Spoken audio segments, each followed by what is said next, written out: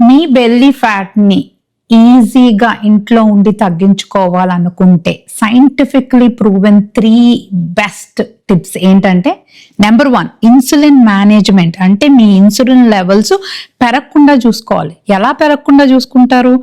కంప్లీట్గా చక్కెర పదార్థాలు, రిఫైన్డ్ పిండి పదార్థాలు, సోడా అవ్వని, స్వీట్ అవ్వని, చాక్లెట్లు అవ్వని, కేక్లు అవ్వని, కంప్లీట్గా మైదాతో చేసిన పదార్థాలు కంప్లీట్గా స్టాప్ చేసేయాలి. దానివల్ల మీ ఇన్సులిన్ స్పైకులు తగ్గి మీ లివర్ ఈ ఫ్యాట్ని కరిగించడానికి మీరు అవకాశం ఇస్తున్నట్టు అనమాట. రెండోది ఇంటర్మిటెంట్ ఫాస్టింగ్. అట్లీస్ట్ 12 నుంచి 14 గంటలు, అంటే మీ డిన్నర్కి మీ బ్రేక్ఫాస్ట్కి అట్లీస్ట్ 12 నుంచి 16 గంటలు గ్యాప్ ఉండేలా చూసుకోండి. అదే కాకుండా మీ డిన్నర్ని 7 లోపల ఫినిష్ చేయండి. ఇట్లా గ్యాప్ ఇవ్వడం వల్ల మీ బాడీ హీల్ అవుతుంది.